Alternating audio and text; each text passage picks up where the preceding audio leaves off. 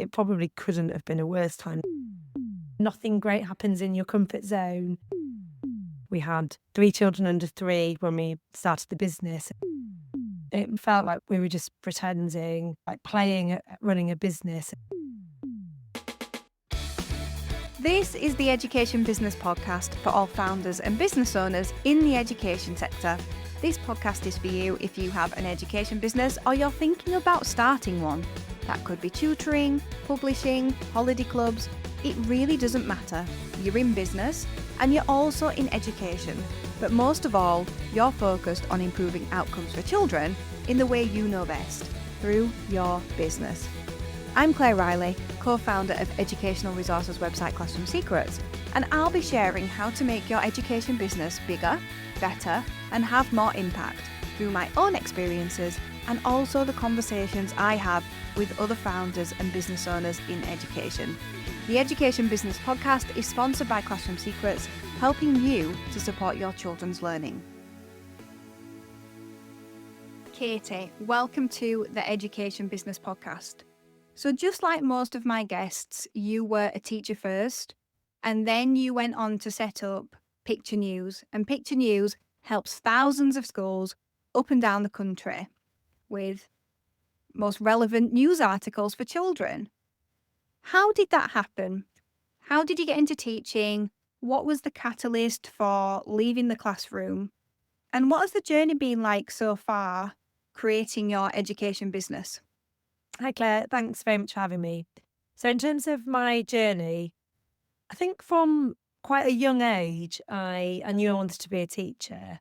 I don't really recall thinking about doing anything else. And I went to university and studied teaching there. And then I went straight into teaching Key Stage 2. And I worked in a small village school, which I really loved. I taught year 3, 4, and then I moved up to year 5, 6.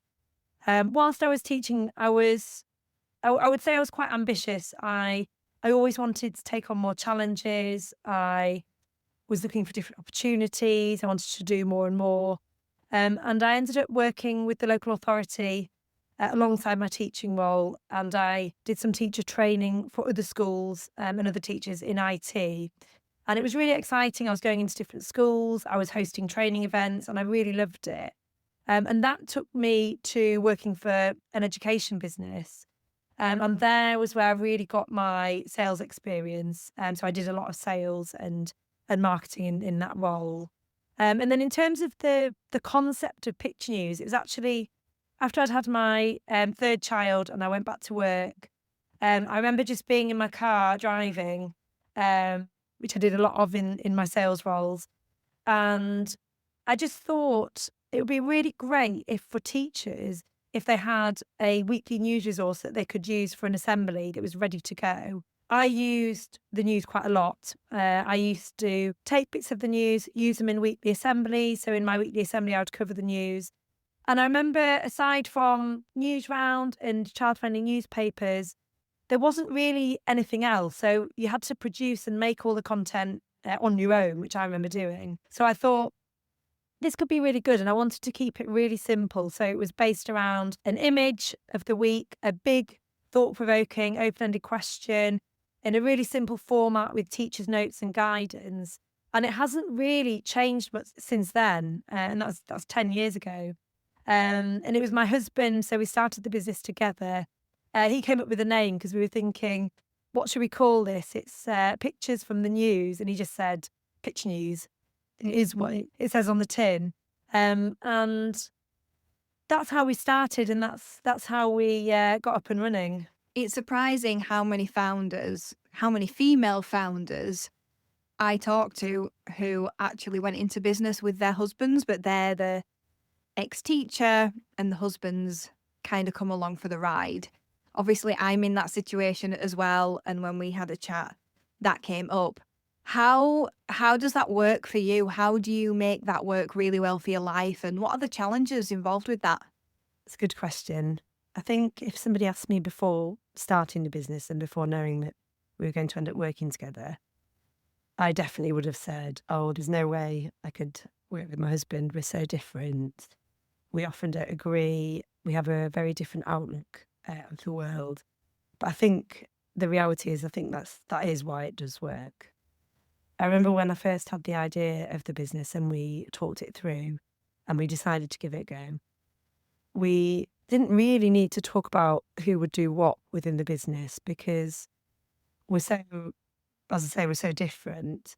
It was just a natural fit. My husband, Rob, he's very logical. He's always ready with a spreadsheet. On the other hand, I am not mathematical. I'm much more ideas, creative, look at the big picture, seeing where we're heading. In terms of content production, that's all my area. And the finance and the logistics of the business are much more my husband's remit. As the business has grown over the years, we've naturally split into two teams. There's the education side of the business and content, and then admin and logistics, which we manage separately, and that works really well. Where we come together and where we overlap is sales and marketing. We're both very much heavily involved in that. We had quite a lot of experience in previous roles, so that's an area that we work really well together in. I'm probably painting a picture that it's really smooth sailing. It definitely hasn't always been. The first few years of the business in particular were really chaotic. We had 3 children under 3 when we started the business. We both worked full-time in sales roles that involved a lot of travel. We didn't have any funding or investment or anything for the business. We weren't able just to stop working and work on the business full-time. So it was very much evenings and weekends. So we had 0 work-life balance during that time and really not much of a life when we were getting the business up and running. But it really felt worthwhile. It felt like we were building something. And I remember when we had our first sale, it really made me feel that we were doing something that was going to work and going to make a difference. And I think a lot of people say that they have a really good idea for a business or they've got an idea, but it's not the right time. I just think of when we started it, it probably couldn't have been a worse time in a lot of respects. So I always do say, just go for it. Just start moving forward and then see what happens. I think now, fast forward to today, our work-life balance is better. But I do think it's hard to switch off. And because we are together at work and we're together in our leisure time, if we go out for a meal, for example, we do still spend a lot of time talking about work. It's something that I'm working on because I do want to try and separate the two. And I do sometimes think I can't remember what we used to talk about before the business. But I think ultimately I'm really glad that we've gone on this journey together. I think doing this on your own would be really hard and really lonely. So I think it's good to have someone to talk to about it and to lean on. I can obviously relate to this. I think just listening to you talk, me and you have a lot in common, and Ed, my husband, and Rob have a lot in common. We were the same. There was no really question of who was going to do what. It was a very similar thing. Ed thinks about how we're going to do it, and I think about what we're going to do. I'm the ideas person, so can really relate to you on that. I can't believe that you started a business with 3 young children. I mean, that must have been so difficult. I remember when our 2 were born, and that was really hard. And the business was starting to really grow legs. And I was pleased that I'd done some of the groundwork before they were born, but I also had to really work on the transition of being a business owner without children to a business owner with children. And I actually really struggled with that transition. So I guess, well, I don't know. I'm guessing that you didn't have that, but there might have been some element of it. I'm interested to know though, so you talked about getting that first school and now you're a national business and you've won an award. How did that happen? What were the key sort of milestones along the way of getting your first school to now being in thousands of schools? Interesting that you started before children and probably a lot more sensible. We have never known what it's like running a business without children. So maybe your transition might have been a bit trickier in that respect. But now they're a bit older, they're 10, 11 and 12. They're actually really useful in terms of testing ideas, understanding what issues matter to children in primary schools. And the business does dominate a lot of our conversations and headspace at home. And the children are quite involved in those conversations, which I think is, on the whole, a positive thing. In terms of the business, we have never had, and still don't have a business plan or a long-term plan. When we started, our goal was very much to be self-sufficient. We both wanted to leave our jobs, work together from home. And I think, if I remember correctly, we put that at about 150 to 200 schools. As soon as we've done this, it wasn't, oh, now we can relax. It was, right, what's next? I think we're always looking one step ahead. And once I complete a challenge, I'm always looking for the next one. And I think that's what we've always done with the business. And that's really, I would say, my biggest strength. And at times it's a weakness. I'm really single-minded and relentless when I want to do something, and I don't sit still, and I will keep going, sometimes to the extreme. Which is why my main hobby and something I love is running. It's my main downtime activity, and something that I've learned so much from, that I think has really helped our business journey. It helps clear my head when I'm running. I come up with my best ideas, there's no distractions, and I can really push myself. And I think I'd say my running journey is probably quite parallel to the business journey, in terms of I'm constantly pushing boundaries. So, for example, once I'd worked my way up to running marathons, I took part in ultras, which is anything further than the marathon distance. And then the last 3 years, every summer, both me and my husband have taken part in a 24-hour run, which is exactly as it sounds, where you run as far as you can in 24 hours. This year I ran 115 miles, and I'm quite often asked why I do that. And I think I really like doing hard things. I think it's a classic case of nothing great happens in your comfort zone. And for example, when you've been running for 23 hours, haven't slept, and every muscle is in pain, it puts a lot of our business problems into perspective. But we've never been complacent, and the business at any stage has never been easy. And I think sometimes people think, oh, it must be a lot easier now, you've reached a certain size or a certain goal.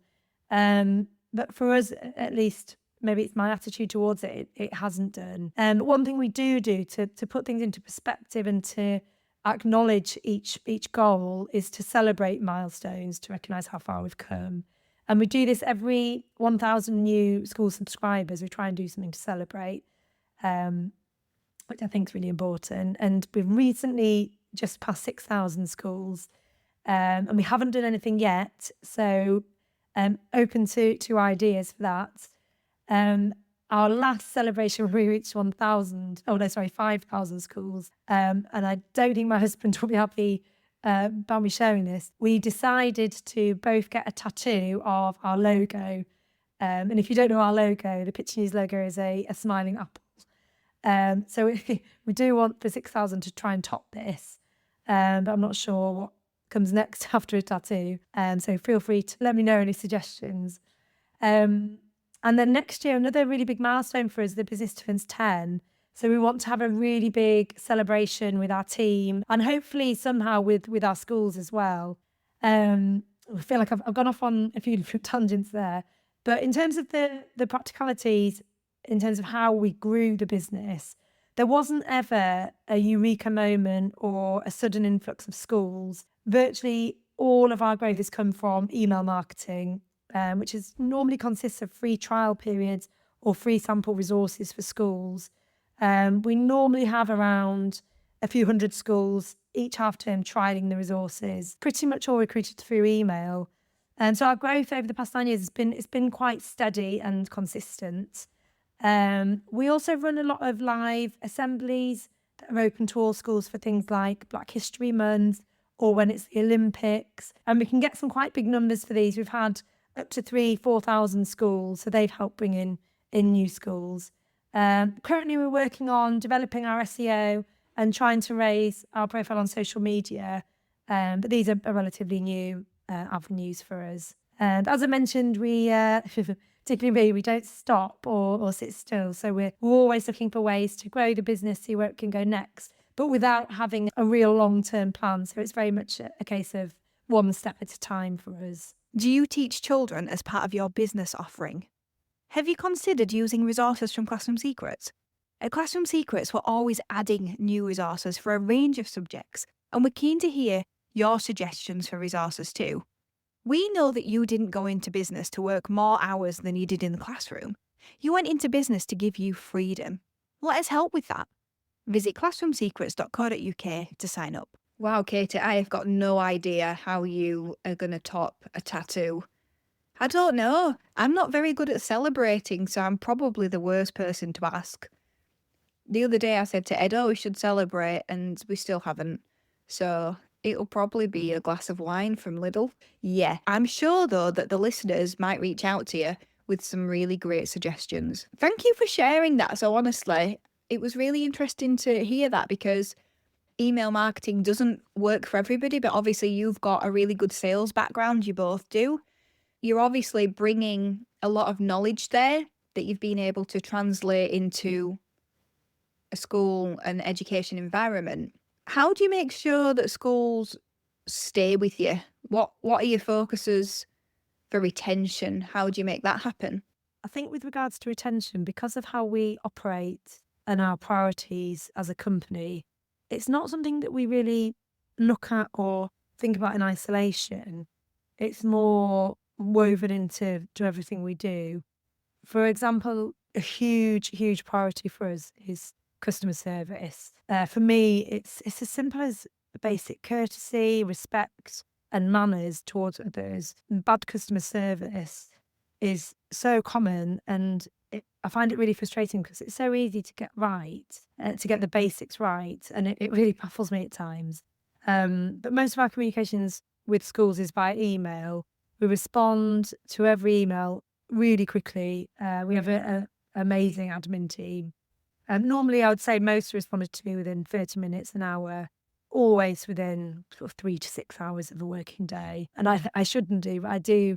I'm always checking our emails, our work emails. And if something needs a reply, I'll do it. For example, we sometimes get schools saying they have an Ofsted inspection tomorrow, and they would like the assembly a little bit early. And if I'm able to, I'll always get that across to them and do what I can. Maybe one day I'll stop doing that. I don't know. I'm not sure. And any concerns or feedback, whether it's positive, negative, on phone or email, always come straight to me. And I spend a lot of time reflecting on it, replying, always personally. Sometimes it might be a school sending photos of the children or letters from children, or it could be a parental concern about a topic. It's really important, I think, that we deal with those and we learn from them, and anything relevant, we always share wider with the team so we can all learn from it. I think as well, I still write all our marketing content, and when I'm writing it, I write it like I always imagine, and my husband, who he has the job of sending all of our emails using some of our tools, and I always put a random name because in my head when I'm writing them, I have to have somebody that I have to imagine that person that I'm writing to. And I always make it warm and friendly. I don't try and say anything extra in my head. And what I think we try to do is build a bit of a relationship, almost a bit of a friendship with the person at the other end of the email, with our schools and with our teachers.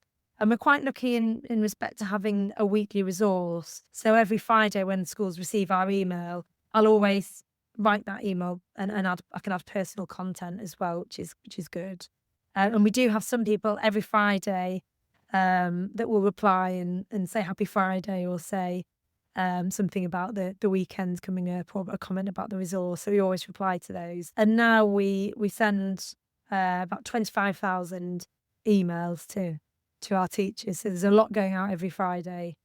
And I think what we really want to do is make our schools feel like they're part of something bigger than just a resource. We like to think of it as really a pitch news community. And we do this we try and sort of do this in different ways, really. We have annual awards. So we have our Kitchen News Impact Awards, where schools and children can share any impact or difference they've made in their community or the wider world in response to a news story. And then we're able to share these with other schools and share them in some of our webinars and in some of the resources. We host a lot of live assemblies, and these are open to all schools to raise awareness of, could be an important date or a special month or week. Our last one was for Black History Month at the start of October. And then we also have quite responsive ones. So after the riots last summer, we had a big welcome back celebration assembly, looking at the positives of our own communities and celebrating diversity within them. And these bring in tens, sometimes hundreds of thousands of children nationwide together. So again, it's part of our building a bit of a community that people feel part of. And the purpose of these, both really the awards and the assemblies and the staff training that we do, it's all free. Obviously, it's not to increase profit because it's free, but I do think from a retention perspective, it really helps because they're part of this community that's offering more than just our weekly resource emails. The other thing we do try and do that I think really helps with retention is referrals. We try and do these in sort of a creative way, really. So we have a big section on our website. It's a live interactive map where schools can apply to become an advocate school. And at the moment, we've got just over 500 on there. And any school that's a subscriber can apply, and they fill in a form and they fill in how they use Picture Use and can add some photos. And then we select those schools, select some of those and put them on a live map. And then they can celebrate that with a badge that we send, and they can utilise that.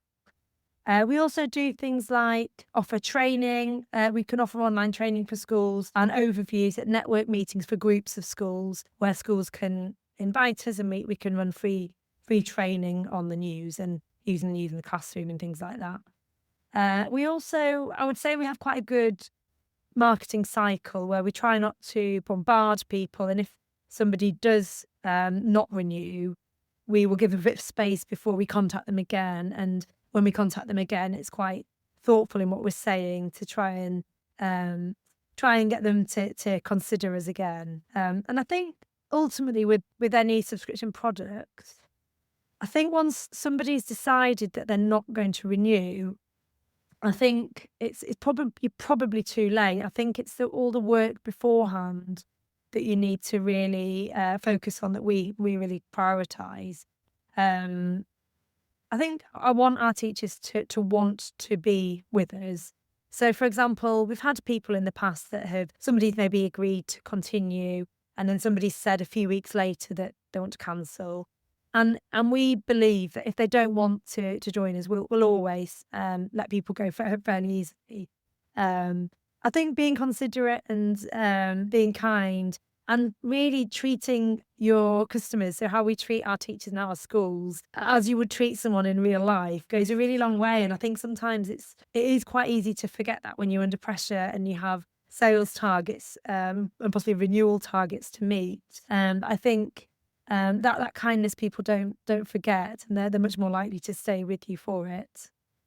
Katie, that's so generous and helpful to anyone who's early on in their journey, or even if they've just lost the way a bit. I think it's easy for us to lose our way when you get into business and different priorities rear the head, and you can't be everywhere and perfect all at the same time. So I think that'll really resonate with people, and I know listeners will get a lot out of that. So thank you so much.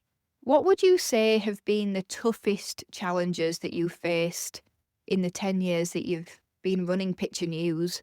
Was it a drop in sales? Was it taking on team members? Was it something else? What's been really hard? I'm sure you won't be surprised to hear that there's been a lot of challenges over the years. I think to create something new when you're building something essentially from nothing, I don't think it's ever going to be easy because there's no clear path of how to get there and what to do. So I would say in a lot of respects, just getting the business off the ground probably was the biggest challenge we've faced. It really felt like when we started that we were just pretending almost a bit like playing at running a business and making it up as you go along. And I think on reflection, I think you have to do that.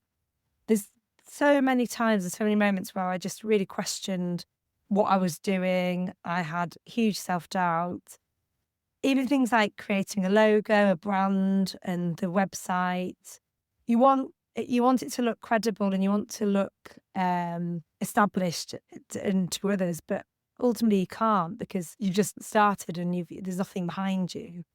And I think that because there's no one telling you what to do, you don't know if you're on the right path, and you don't have any reassurance. You don't have any knowledge that it's going to work, and you have to. It's the time when you have to put in the hardest work, and without knowing if it's worth it or if it's going to pay off.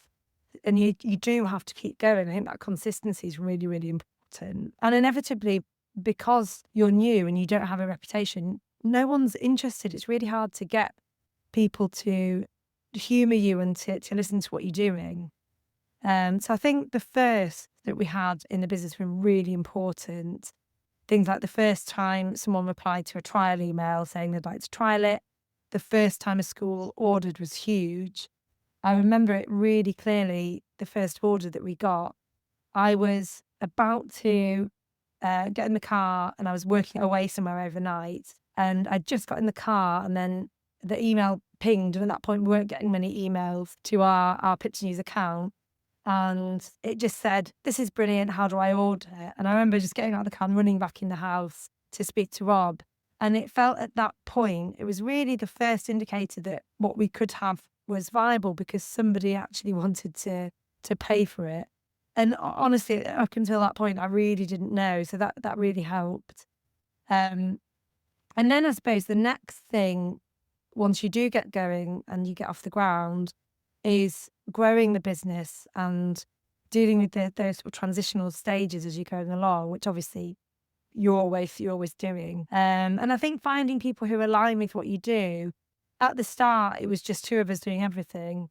And then obviously, as the work grows, you do have to delegate some of the tasks. And that was really hard. It still is hard with some things. Making that leap of faith to hand over responsibilities that are so important, so integral to the business that until that point, I've had ultimate control over is tricky. But I would say the team that we've built are amazing. I feel really lucky with the staff that we have, and we wouldn't be where we are without the team that we've got. But along with this, it's probably another challenge, which is more of a personal one for me, which has been leading and managing a team. At my heart, I am a real introvert, and I think generally the roles that I've been most successful in have been ones where I've been working alone. And before running the business, I really didn't have much management experience. So I found it really hard, and I don't like having negative confrontations or dealing with confrontation. I'm really good at criticizing myself, but I do find it hard to have some of those tricky conversations. So it's been a really steep and ongoing, to be honest, learning curve. But what we have done is build a management structure that works really well. But it has taken a long time to get to that point. But I'd say really they've been personal and sort of challenges that we've faced that have been the hardest. I resonate a lot with this. I would say my biggest learning as well has been people. People are the hardest part of business, in my opinion.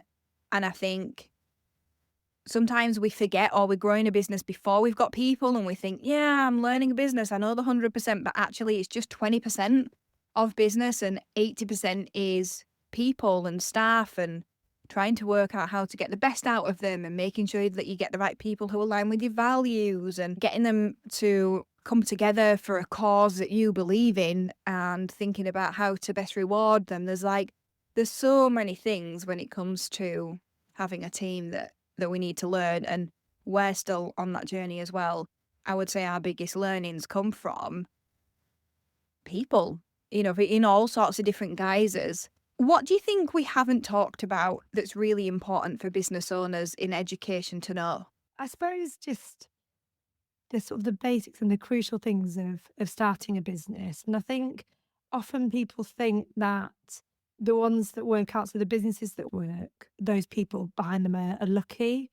And I really don't think that luck has anything to do with making a business work.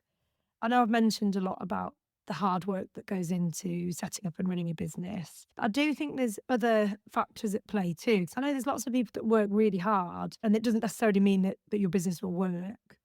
I do think that everybody I know that's running a successful business has made huge sacrifices. I think there's times when it has to come first. And I think sometimes it feels probably at the moment that it's a bit of a taboo and something you shouldn't really say. But I think people don't want to hear that. But I do think it's important to say that you do have to make sacrifices. I don't think it's a case of you have a good idea, off you go and run a successful business. I think the other thing is that you have to be really reflective and not protective of your original idea of what you thought the business might be. When you're producing something for others, it's not necessarily what you think it might have been, and it's not what you would do or what you want. I think you have to be really open to changes and being prepared to change it. So the original where your business goes might be very different from where you thought it might end up. So I think really it's about not having an ego. I think most businesses, unless you're very unless depending on the sector and things, but I think it generally takes quite a long time before there's any traction. So consistency is important. I think if you're like us and you produce regular content, you have to keep doing it. Even if hardly anybody's using it, I think it's really important to keep doing what you say you're going to do. And I think a lot of people at that point will give up because unless they've got that instant reassurance, that gratification of what they're doing, it's really easy to stop. And I don't think it's an easy time. I think some people think that when you're in a job, you think, "Oh, it'd be so much better if I was my own boss, I have my own business." I think knowing that the grass is not greener, it's different. There's different challenges. It's really hard. I think if you know that and you go into it with that mindset, I think that's really important. But I do think if you're doing what you're doing because you care hugely about something, and I think I would say that the sector that we're in, with education, that is the case with most businesses. That will keep you going and keep you motivated during those tricky times. And I think the final thing I would say is that the sector that we're in, the education sector space, it is quite small. And although I'm not a huge networker and I don't know many people, and I'm not good at asking for help, I have found that whenever I've asked anybody in the sector, everyone is so kind and helpful, and it doesn't feel at all like there's rivalry. I think everyone genuinely sees a space for other content producers, and everyone wants to help. So I would say, don't be afraid to ask for help and reach out.